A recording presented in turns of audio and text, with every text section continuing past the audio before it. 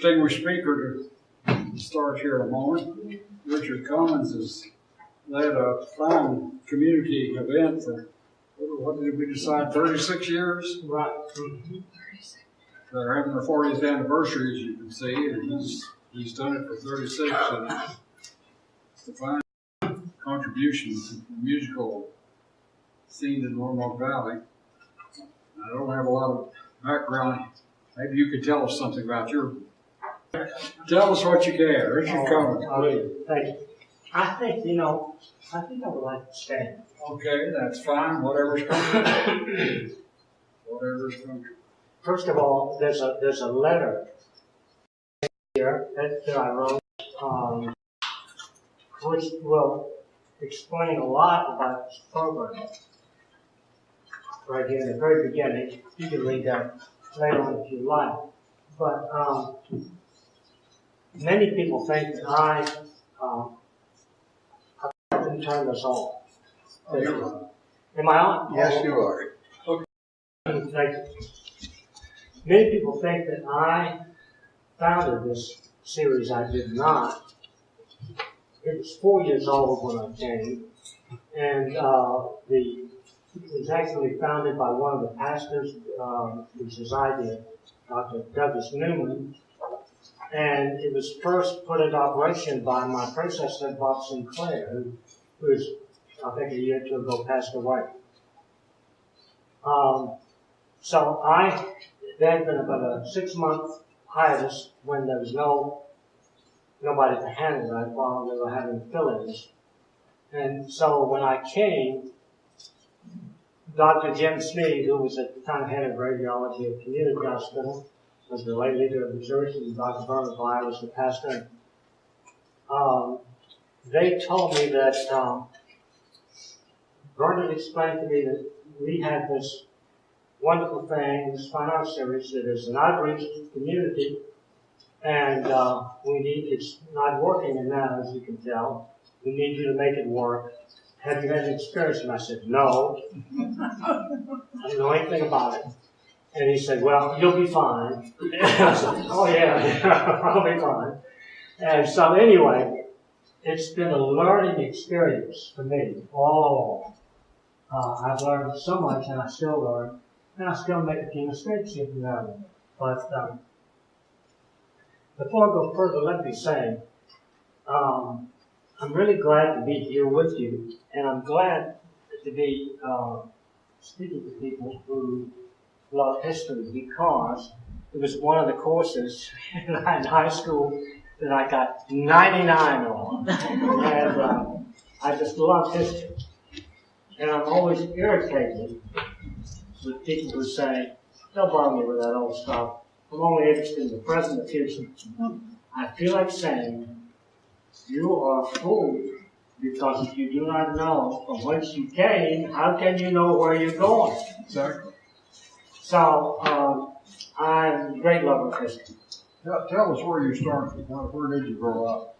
I grew up 170 miles east of here in Petersburg. And I lived my first 17 years of my life there. And we had a wonderful high school and great teachers. And we only had an 11-year school system. So I went off to college at 17. And it was a very interesting place to grow up because of its connection. The great 10-month siege in Petersburg. And it was very bad, very, very bad. The most famous person from Petersburg, you know who that is?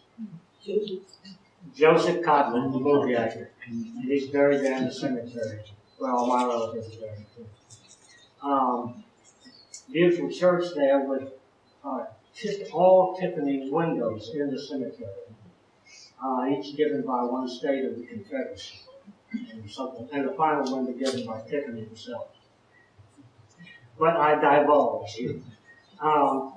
Anyway, this fine art series is very unique, and because other churches have concerts, I realize that, but nothing quite on the scale. And as I said, it's been a learning experience for me, and I made a few mistakes. I scheduled a concert one time on Super Bowl Sunday, and I scheduled another one in midwinter when the ice was that thick and hard on the street. And I learned some things there. And in all the concerts that we've had, I only had one that nearly collapsed the day of the concert, and that was with some plays from the symphony. And I quickly called up Liz Batchelder of the Kandinsky Trio, and I said, I need you and the two guys to come right away. And she said, I've just washed my hair. I said, I don't care. You got hair. At least you give thanks. I don't have any hair. Come. And so she said, I'll have to call. And so she put the pressure on them. They didn't want to come. They came and played and saved the day for me. And but a lot of interesting things had happened. But a very sad thing happened in relation to one of these concerts that's coming up. Never had this happen, and I hope it never happens again. But if you look in the very back, you'll see a black and white photograph, and it says John Scott, St. Paul's Cathedral, London, right here with my finger.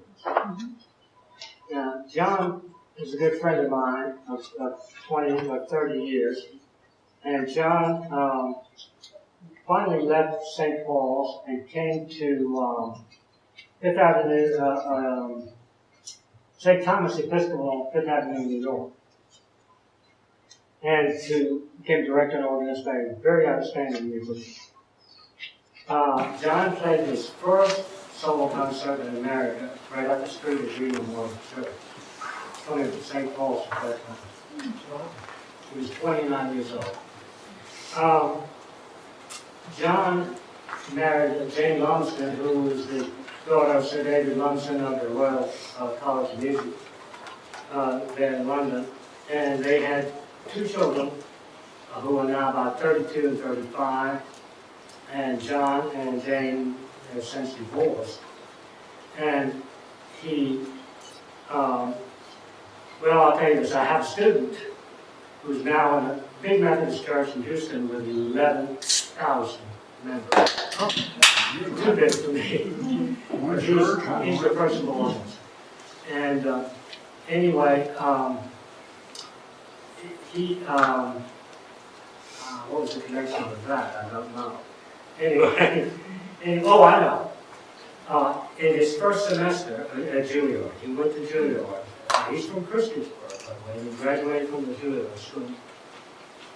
There was a young girl there who was a classmate of his, and who was a very fine organist, but she developed, I think she already had, and it got worse, acute tendonitis in both arms, and had to give up playing. So she got a job as the registrar at St. Thomas Episcopal on Fifth Avenue, and the board choir, and the boys in the school there connected to the church, and they trained and rehearsed every day, and received all their academic training. So John was divorced at this point, and he married this woman who was some 30 years his junior. And so anyway, they were very happy. And this past August, John went to play a series of concerts in Europe. And then he flew back in August and was complaining he didn't feel so well. And one morning, so they took him to the hospital. And that afternoon, he was dead. And 59 years old. And he had cardiac arrest. He didn't know he had that problem.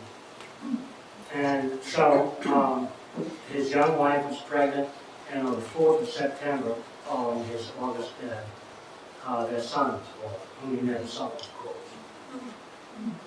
So that's John right here, and these interesting things about connection.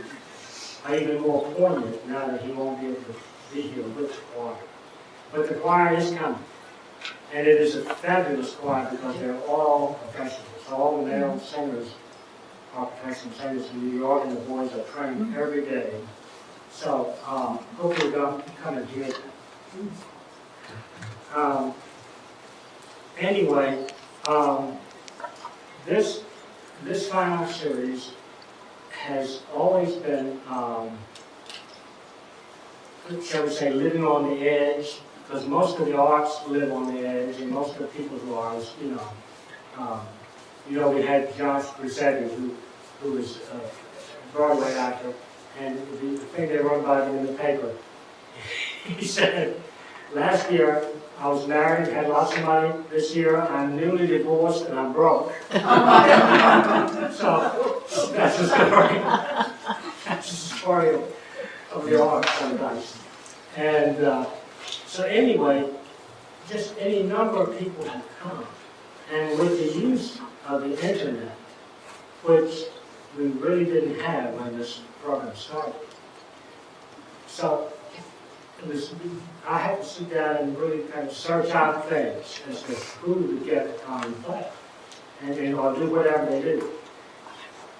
And now, through the internet and with these brochures that are being on the church website, well, several things.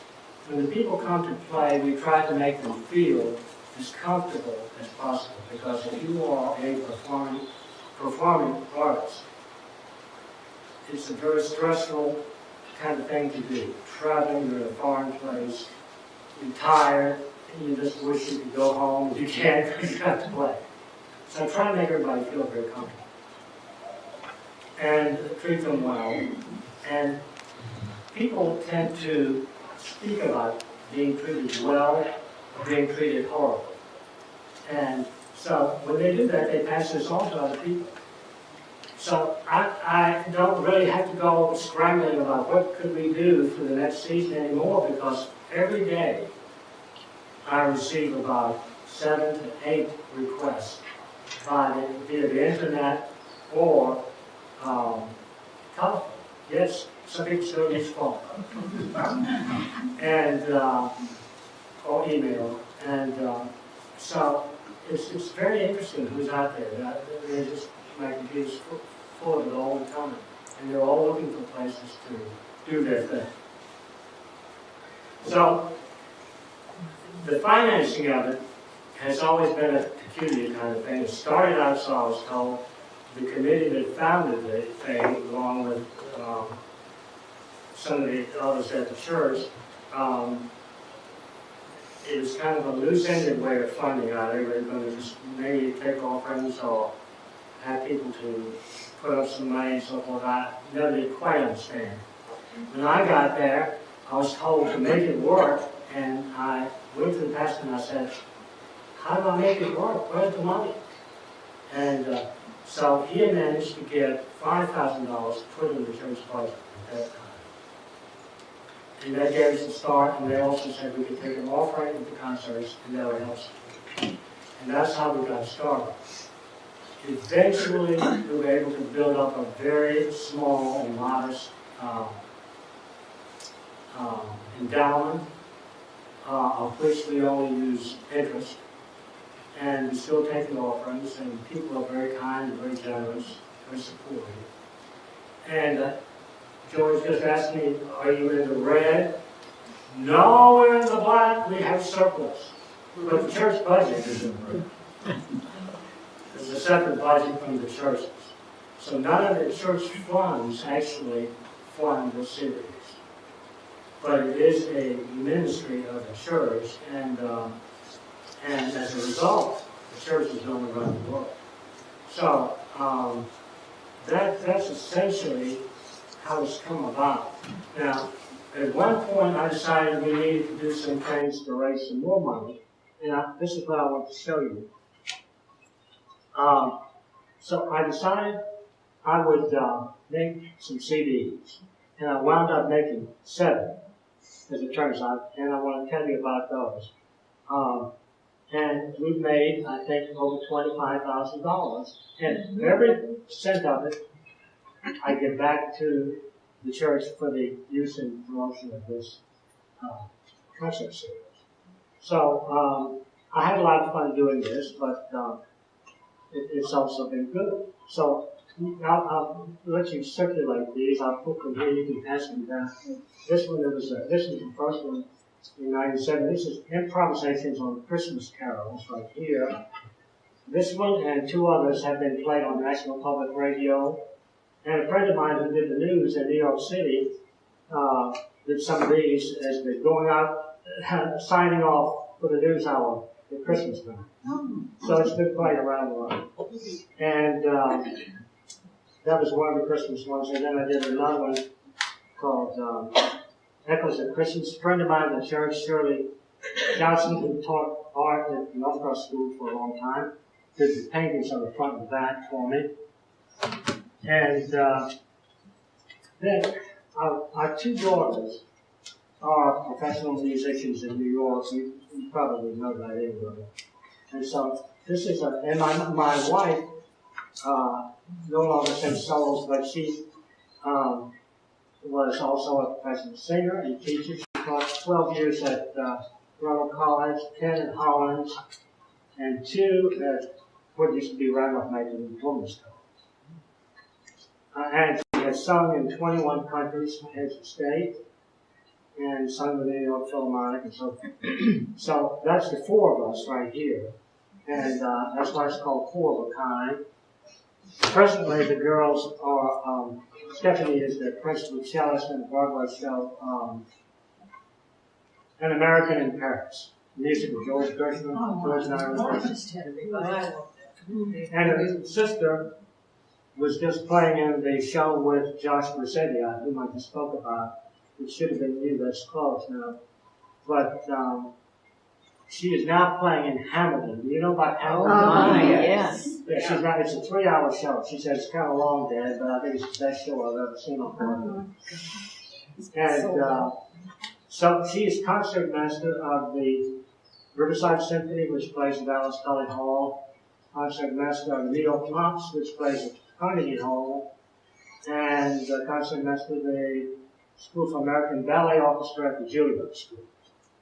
So she's busy playing violin. But I brought this because it's kind of a curiosity.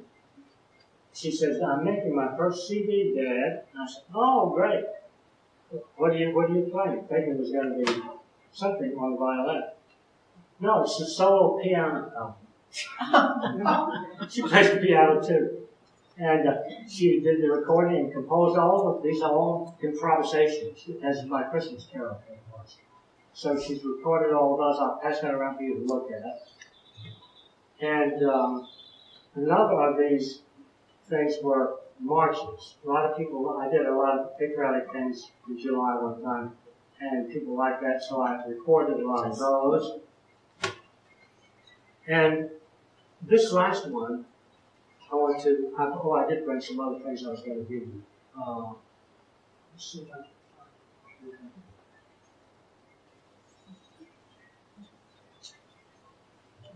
find it.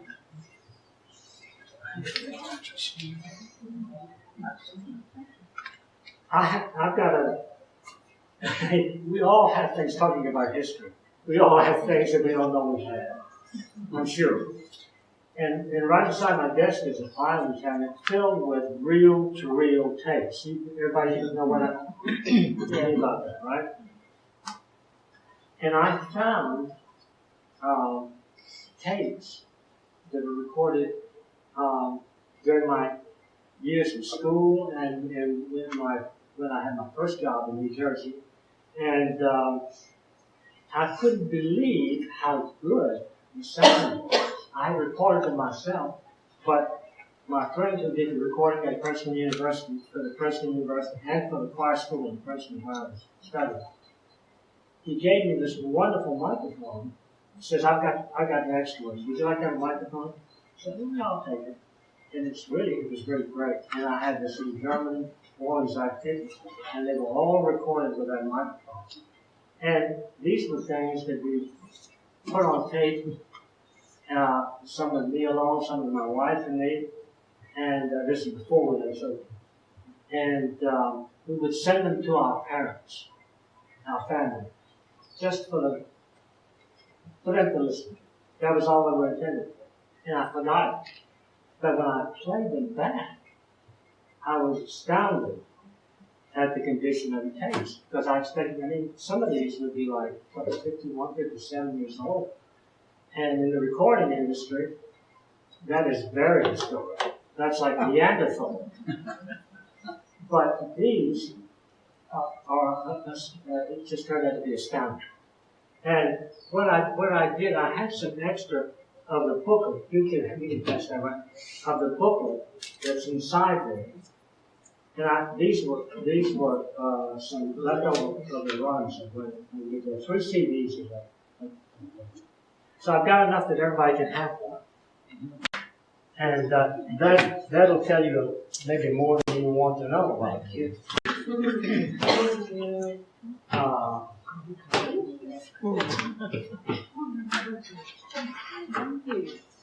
Anyway, if you would like, if you ever get really, really bored sometime and would like to see some of the stuff I've done, I have 24 videos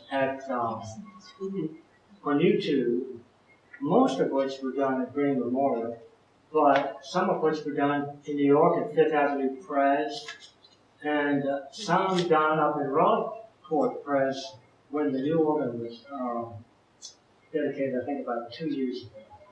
So here's how to get to that if you're interested. Okay?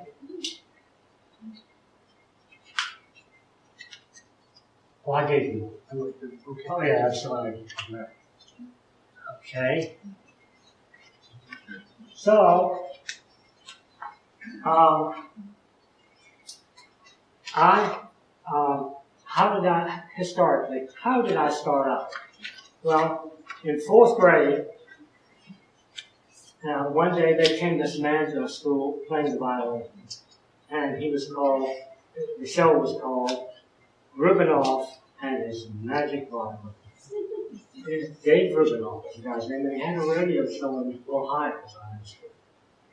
But he came and played it, and I was so fascinated by what I heard. I just thought it was the most wonderful thing. And he said to us 4th graders, "Go tell your parents I'm going to play the high school tonight. Tell your parents to bring them to my concert." So I went home and told my mother, I really want to go and hear this man play that violin tonight. And she said, okay. So she took me. And I just, of course, he had pianist with him there, and I just absolutely loved what I heard. And after we left the auditorium, I said to my mother, that's what I want to do. I want to play that instrument that man has, thing with this. And she said, oh no, you don't want to play that. And I said, why? I do want to play that. That's what I really want. She said, no, they squeak. They squeak when you're trying to learn how to play. You don't want to do that. You should play the instrument the man is accompanying you. Yeah. No, I don't want to play the piano. I want to play the violin. Hey, well, and that's so I always yes. had this yearning to play the violin. But as you can see, it never worked out, except vicariously, because we have 2 daughters. One is a very fine violinist, the other is a very fine cellist. And so I thought I got my wish vicariously. But anyway, I studied piano for years, and then my piano teacher said, by that point I had become interested in an organ because the friends that lived down the street, they had this old reed organ in the garage, and I took me down to try that out, and I became really intrigued with it. And so one thing led to another, and I said, well, maybe I could have organ lessons, and so we found someone in town who could handle that. And this is an interesting thing. The place where I took my lessons, the church was heating, of course, on Sundays, but on Monday night, we turned off all the heat. So, and put this big canvas tent over the console in the church, and a little electric heater. And there was room enough for him to stand on one side and me to sit on the bench. And there we sat in this claustrophobic place during my lesson. Now, think about that in terms of today's problems with adults and young persons and the problems they get into. Imagine getting into a tent like that in a church. That wouldn't happen today. Fortunately, my teacher was very fond of me. He didn't have those problems. But anyway, that's where I took my first lessons. And so I didn't know where to, I had no idea really where to go to study. My piano teacher had been to Princeton, New Jersey, to the Westminster Choir School there, and said, you should go there because they have a great teacher there, and they had great choirs, and everything you like, you would find there. And so I applied and got in, and I was there 4 years, and then, if you read the book, you'll see I was able to get a complete scholarship to a very famous school in Philadelphia called the Curtis Institute of Music. I don't know if you've heard of it. Anybody ever hear of that? It was founded, here's a little bit of history. Cyrus Herman Kazimar Curtis came down from Maine, broke, to Philadelphia.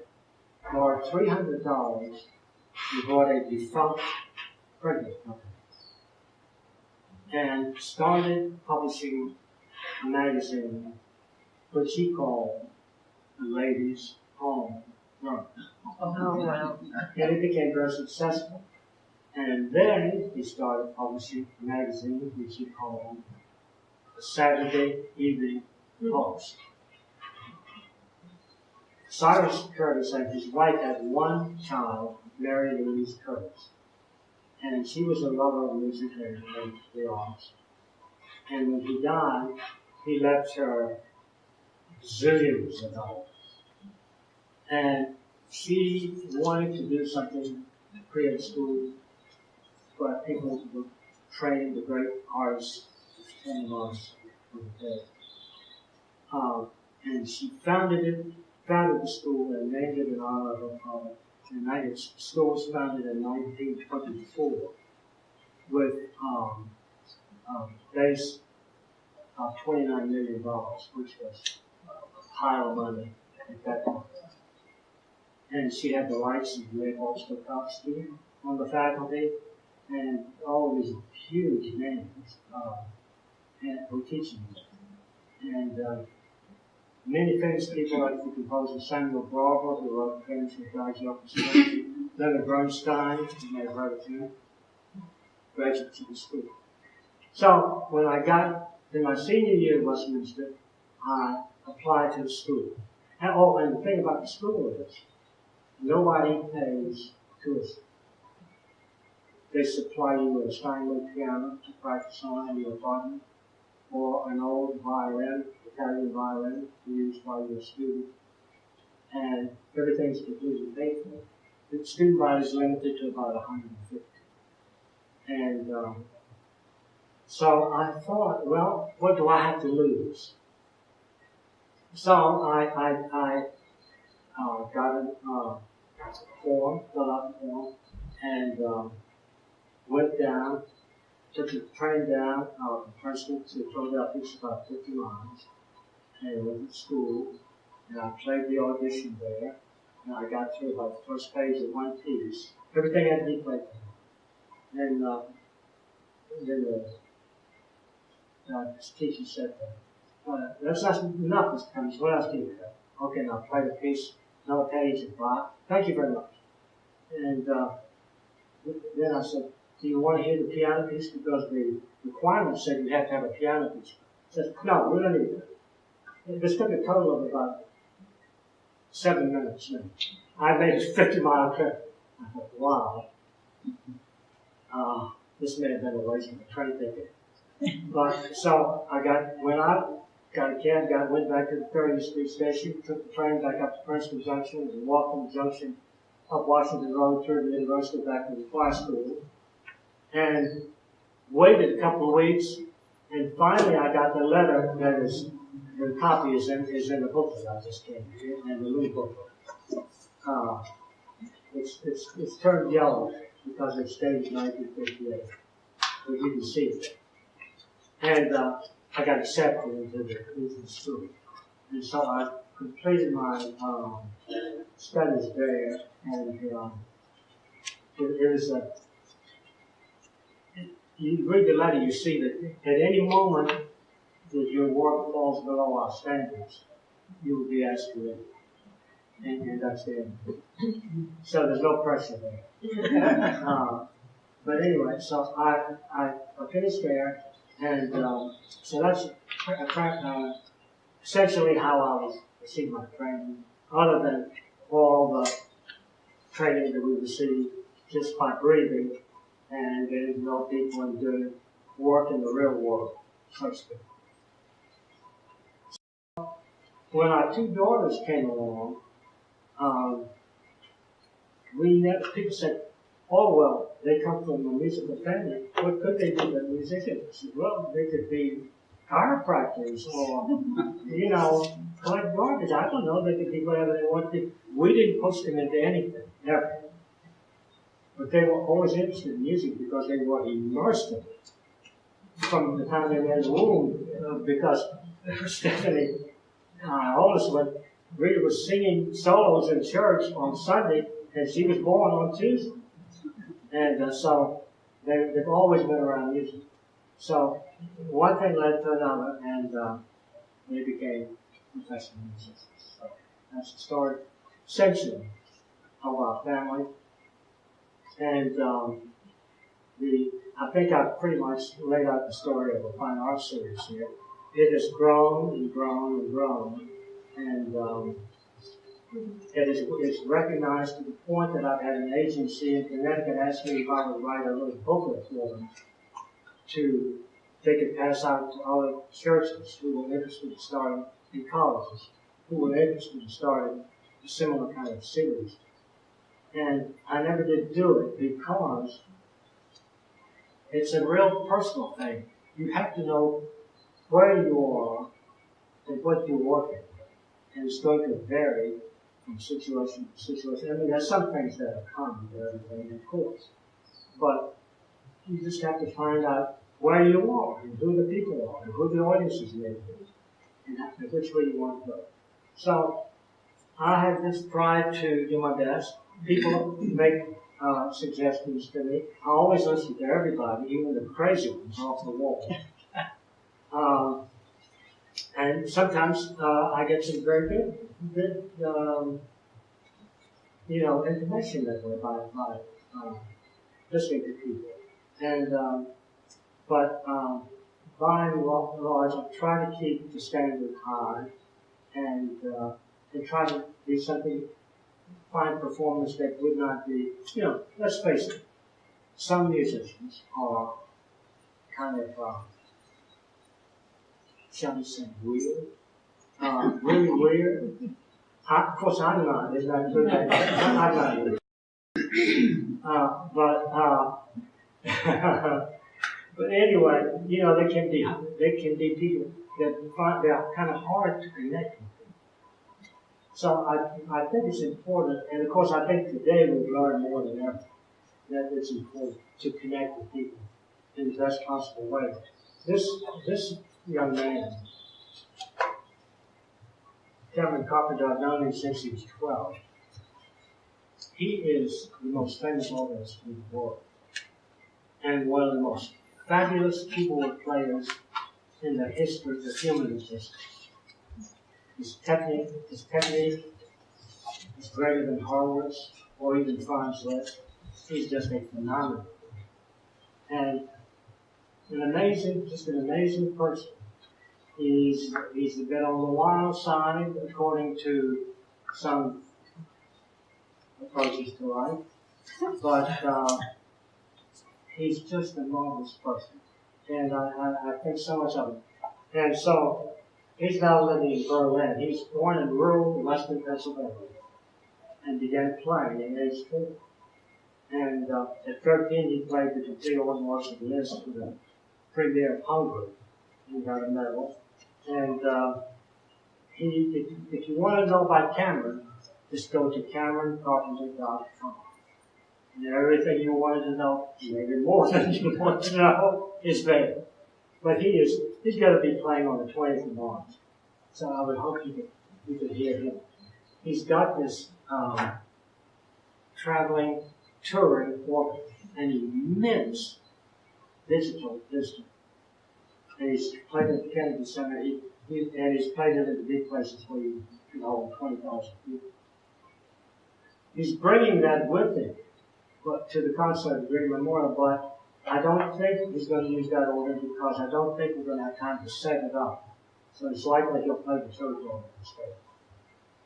But it would be interesting to see that. You can see it. You can see him playing on the website. Now, I just want to ask if anybody had questions. What was the best and maybe the worst musician you dealt with?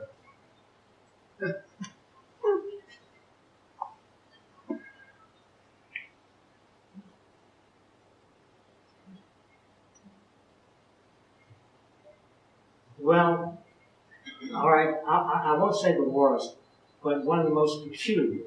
And I will not give the name, but I'll tell you the circumstances. This man came, and he's a singer, and he was bringing his wife with him to a company. But his wife was apparently being unfaithful. And so there was this very odd relationship. The tension, you could just sort of cut it in the air, and take parts of it away. And so they came and did the program, and he kept writing to me. And he said, I'm consulting my lawyer to find out if I can get rid of my wife, even though we have this contract. And I thought, oh, this is going to be awful.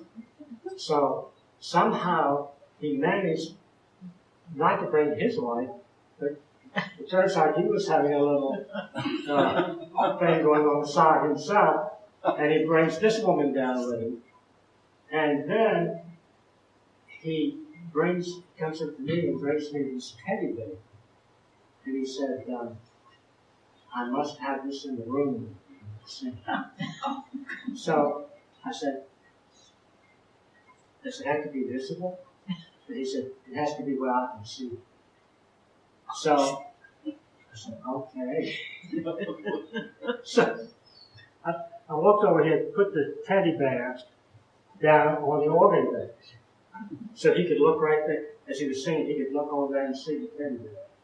And so I thought, God, please help us to get through this mess here, because I really want this guy out of town. And so we did. We got through the concert, and he's a good singer. But, oh my, it's tough problems.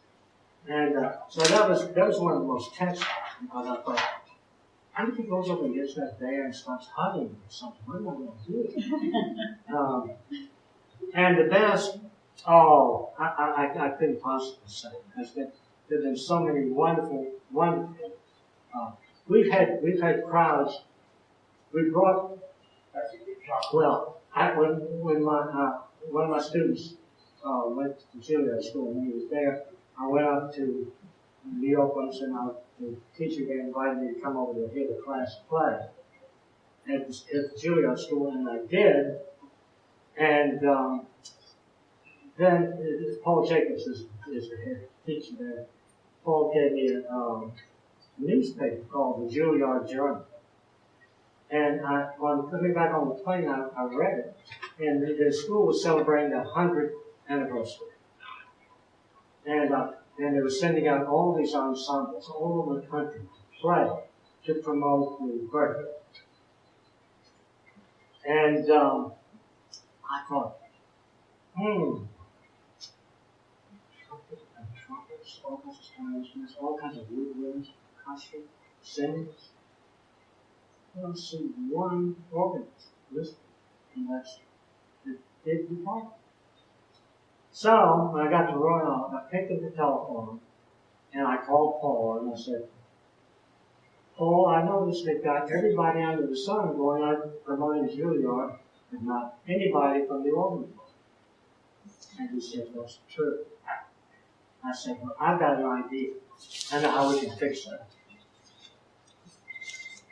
What if we bring the entire Juilliard organ department to Royal? And each one can play a couple of pieces. And he said, oh, my, would you do that? And I said, I might.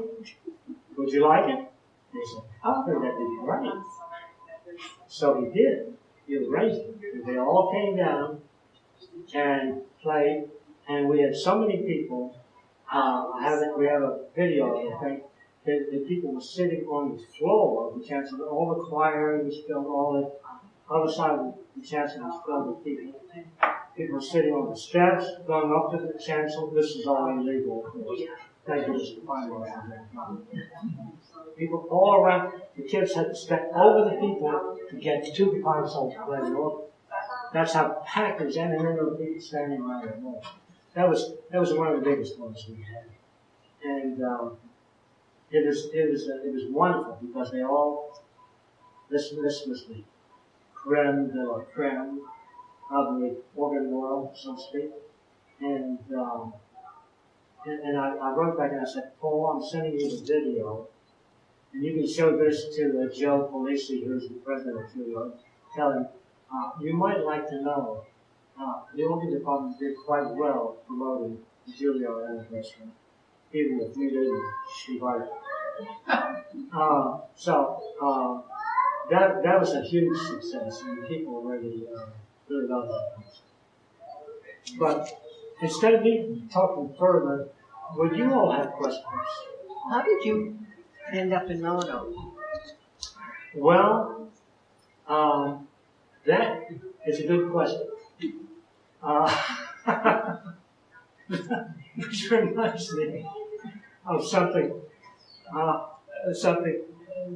Betty, you know the lady, but I can't say her name. She's dead. She was at Greene. She was a school teacher, a lovely person, and she picked up sometime and read my biography, and she said, "What are you doing here?" Well, everybody's got to be somewhere, you know. And I just came, you know. The situation at Greene Memorial, for example, I did not apply for the job. It's the only of all the churches I've been in New Jersey, and Pennsylvania, and Virginia. I did not apply for Greene Memorial. Apparently, they heard about me, and there had been some problems with my predecessor. Musicians can always be problematic. I'm problematic myself. But they called me and asked me if they could come, if they could meet with me about the Steve and Reverend Vernon Vine. And I said, you don't know me. And they said, we want you to come and be our music director. And I said, you don't know anything about me. And they said, we know everything. I think they knew literally everything. They had investigated because of some problems that had. But I don't know that I'm the right person for your position at all. Because I don't know, for one thing, I don't know beans about this. I have no experience in such a thing. And I just was a little afraid of what I had heard had been going on there. And I'm not speaking ill of other people, but we all know that human beings can be problematic and create problems. We all do in some form or form. And I wasn't sure I wanted to inherit it. But these two men were so enthusiastic about their church and so sincere when they were talking to me. I felt exhausted when they got through because they talked nonstop for about an hour and a half. And there were two of them and me, and I just mainly said things like, "Oh, really? Oh, isn't that nice? Oh, I see." And they said, I said, "Well, thank you for thinking I'm worthy to come into your church and do this. I really appreciate that, but I can't give you an answer." And they said to me, "Take all the time you want. We will not interview anyone else until we hear from you." And then some of the folks at Greene Memorial formed a little telephone committee that I had already known and put a little pressure on me here and there. And I finally decided that this would be the place to go. That's how it turned out. And of course, there are wonderful people there like Betty and like Mary and like many, many more people. So that's how that. Lucky for us. Oh, well. The fact that you stayed is amazing. Yeah. Well, With all your talent. you know,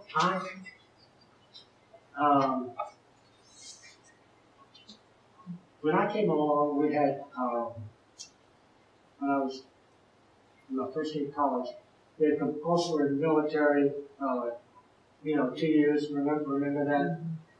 And so when I was 18, two of my friends drove me to Trenton to get my card, to sign up and all that kind of stuff. As it turned out, I got turned down because I was having really bad migraine headaches at that time. They would just knock me right out. And in those days, they didn't have medicine like they do and stop things like that. But I did work for a year at Fort Monmouth, New Jersey, while I was in school in Princeton because they needed a choir director to face chapel number 1 and at another chapel on the face. So I had a good deal, and I had a real good working relationship with the Army. Directing the choirs and TV shows on the base and so forth. And I never got any money, but they sent the money to the school to help with my tuition. So I had that, and then the fact when I came to Greene Memorial, I said, "How am I going to make this work?" As I told you, he said, "You'll find a way. We want you to find a way to make it work." And so I think, even though I was never in the military, I would have been a great soldier because I followed orders.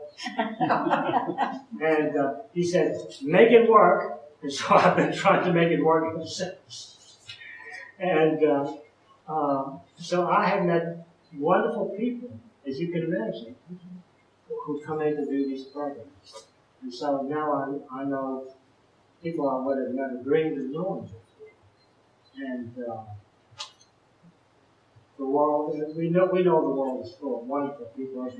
We read about the people who are not so wonderful constantly, but there are more wonderful people than there are non-wonderful people, by far.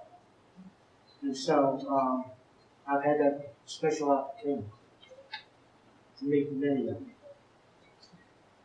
Questions from anybody else?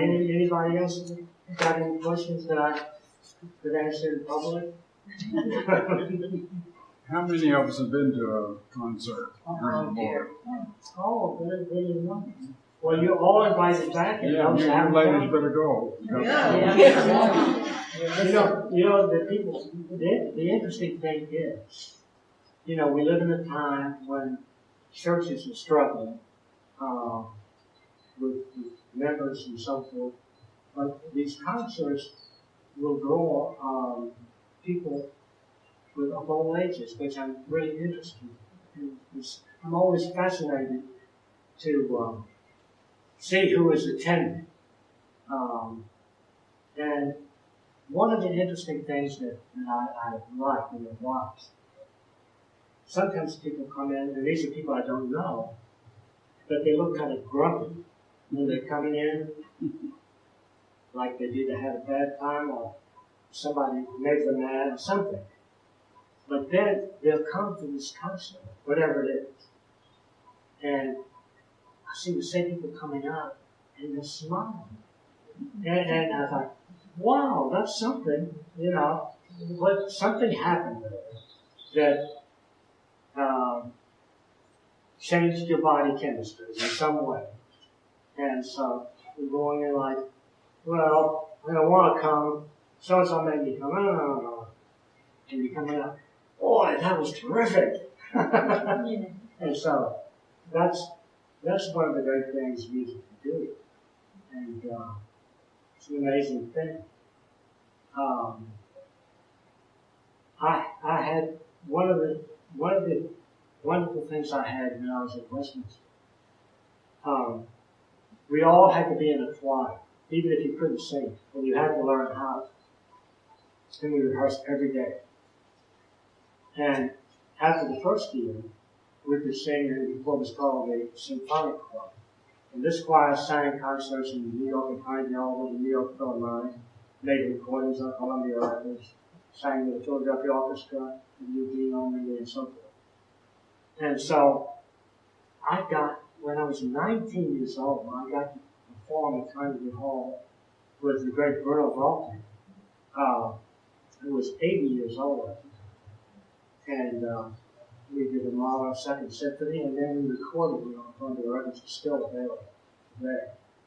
And I got to perform with Leonard Bernstein and a couple of things, and with Arturo Toscanini's protege, Guido Cantelli. He was 35 years old. Incredible Italian conductor. Got to do 4 or 5 performances with him. And Igor Stravinsky. We did one of his things and made a recording with him on Columbia Records. So I can remember sitting on stage in Carnegie Hall. The first time I was ever in Carnegie Hall in my life, I was on stage performing. And I sat there and I looked out there and the place was completely sold out. And I thought to myself, what am I doing here? Why am I here? How did I get here? How is this possible? Is this real? Am I dreaming? Well, why are these people here? Not to see me or to hear me do anything. But it was the most humbling experience. At the same time, it was the most adrenaline. It overworked my adrenal glands because I was, like this. And so those were things I have never forgotten. And I'll tell you another interesting story that happened when we did Mahler, the Mahler Second Symphony with Bruno Walton and Philharmonic. The last movement of that symphony is called the Resurrection Symphony. The last movement talks about the final days, the last judgment, and so forth. And there's 2 solos, mezzo, soprano, and soprano. And the great Canadian mezzo, Maureen Forrester, was doing the big, beautiful solo. And she was a regal, blonde hair, came out in a black velvet dress, and it looked like, not the Queen of England, because she was much grander than the Queen of England. She walked out and sang that solo. And of course, the back was to me, and she was in the audience.